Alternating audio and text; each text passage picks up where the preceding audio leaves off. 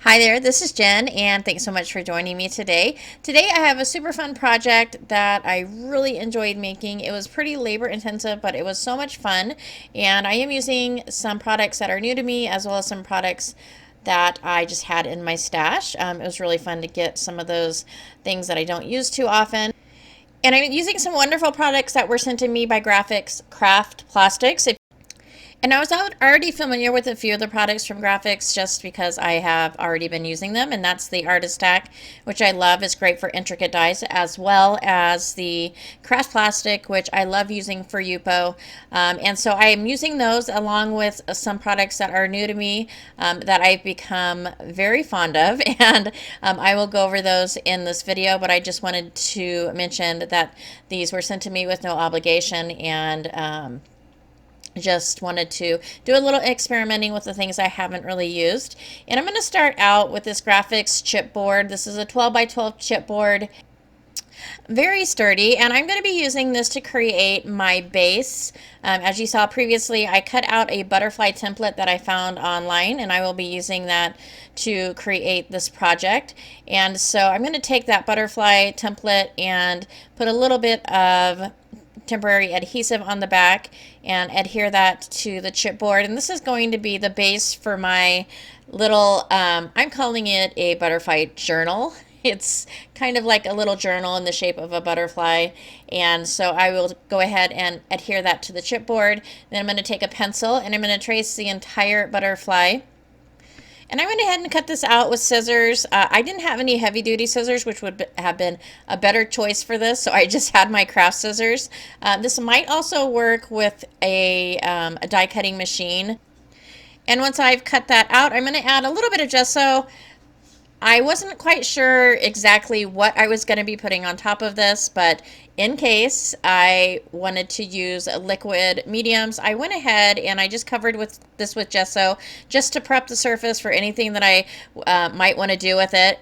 And once I have that done, I'm going to go ahead and I will set that aside and start working on cutting my journal pages.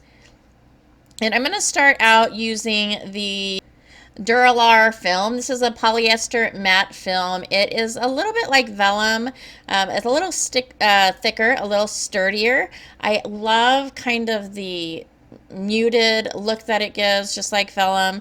The thing that is great about this and a lot of the products that are actually all of the products that I'm using today is that it takes heat very well. So I'm going to make my pages, which means I only need a half of the butterfly wing. I'm going to be creating pages for the left side of the journal, and so I am just going to trace out the left side of the butterfly. And the body is where the page is going to crease, and so that is why I am cutting that portion out as well. And I am cutting on the inside of the pencil line, for one, because although you can erase on this very well, I didn't want to have to erase. As well, I wanted the butterfly wing to be slightly smaller than the main chipboard piece. And then the next wing I'm going to make is using the craft plastic. This is the opaque white craft plastic. I am very familiar with this. This is what I use almost every time when I'm using alcohol inks, mainly because I can heat emboss on it, and it takes heat in general very well. It does not melt like some of the other things out there, and so it's a nice smooth white surface. And then the next wing is going to be created using the Dura-Bright Black, which is very similar to the white craft plastic. I'm going to go ahead and follow the same process with tracing and then cutting that wing out. This has basically can be used the same as the white craft plastic, but the black is excellent for gel pens and metallics and watercolors, acrylics, alcohol inks, of course. And then here are all of the different wings. So we've got the Dura-Bright Black, we've got the white craft plastic, the Duralar polyester, and the next is a tanned tone mixed media paper by Strathmore, and then just a plain piece of graph paper. And then I'm going to take each of the wings and place that on my scoreboard and then just score along the side of the butterfly body. And that's basically going to be the fold for the booklet. And so when you pull the page up, that's where the fold is going to be. So I'm going to score and crease all of those with my bone folder. And then I'm going to grab this Tim Holtz collage paper. I don't think that this one is available any longer, but there are lots of collage papers out there, or even scrapbook paper. Whatever paper you want to use would work fine on this portion. And so I'm just going to go ahead and take a little bit of matte medium, and that is going to secure the paper to the butterfly. And so I'm going to take my silicone brush and cover that, actually both sides of the butterfly with the matte medium. I think I did this in portions so that the pattern that I wanted was on each wing. And so I'm going to go ahead and do this first one, and then I'll go ahead and do the left side and grab the pattern that I wanted to put on that side. So I'm just going to follow the same process, with adhering that with the matte medium, and then also spreading that matte medium on top of the collage paper. And then before I cut this away from the edges of the butterfly, I'm going to go ahead and set it aside and let it dry. And then I went ahead and decorated a few of the wings on the tone tan. I used some white embossing powder and an All in Create stamp set. And then on the graph paper butterfly, I used some Distress ink sprays, as well as an All in Create stamp. And then on this next one, this is the white craft plastic, and I wanted to show you a little bit about how you can use this. So I'm going to prep this because I'm going to be using some embossing powder, and so I'm going to prep it with my anti-static bag, and then I will add some embossing ink to the stamped images, and then add that white embossing powder.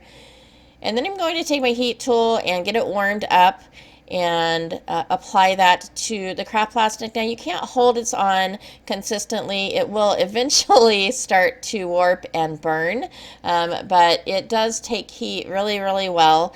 And this is a pretty solid image, and there's a lot of embossing powder on there. So I'm going to go ahead and heat it a little bit and then pull it away, and then heat it and pull it away.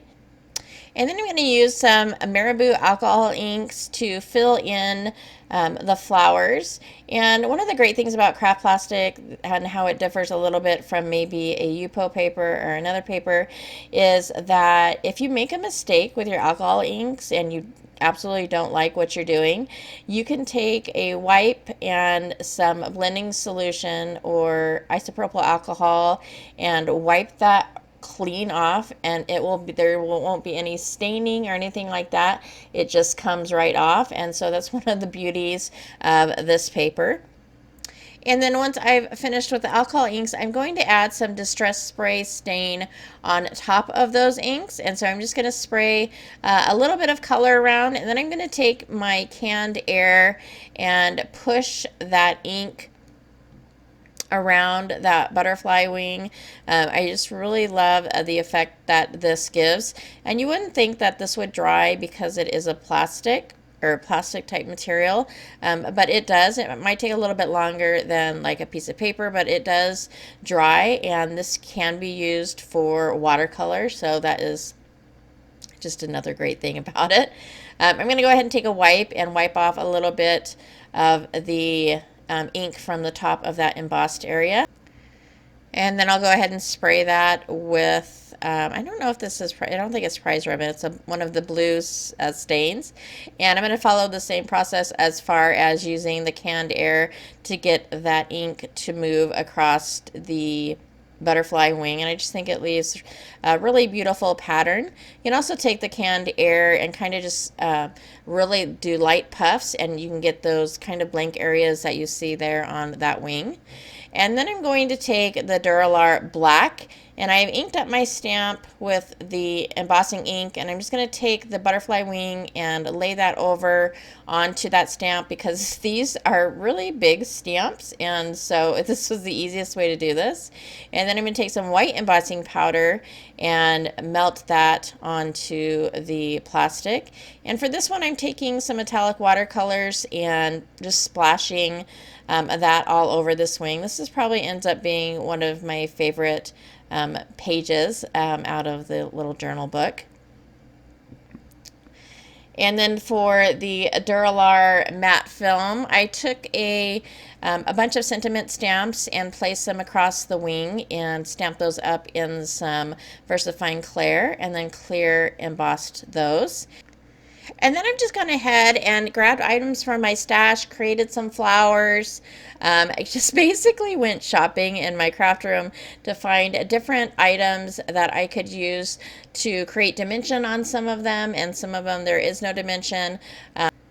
I grabbed different die cuts and transparencies and some of my mixed media supplies, and it just did what I thought looked good. And so that is basically how I created all the pages. That grid pattern that you see on some of these is actually drywall tape. And then this one I added some flowers. Now I didn't decorate the back sides of each of these. When I bound the book and I started flipping through, I was like, oh, some of the pages, the ink from the front traveled over to the back, and so it made a nice pattern, but some of them are blank, and I didn't even think about that. So that might be something, if you're doing this and you want to decorate both sides, that would be good too.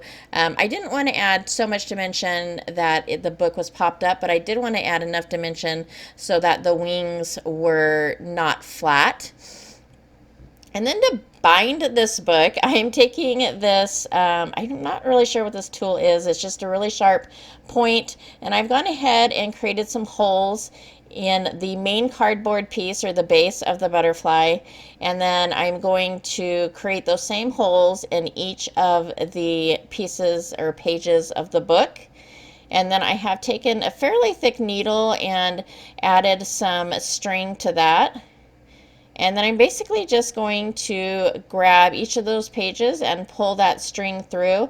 Originally, I created 3 holes in the middle of that butterfly, but I decided that 2 would be enough. So there is one at the top and one at the bottom of the body of that butterfly. And I'm just going to grab each of those pages and bring that string through with the needle. And I went ahead for the top hole, I went ahead and brought that string through the back of the butterfly, and then once I have all of the pages secured to the top, I'm going to go ahead and bring that string down through the bottom, and it's going to come right back out the back. And to secure this, I tied a knot. And I also used a little bit of hot glue to put over the knot of string, just to make sure that that wouldn't be coming loose. I also added the antenna for the butterfly with a piece of kind of like wire string, I guess you could say. And then I added a few different types of ribbon to the body of the butterfly, and hot glued those.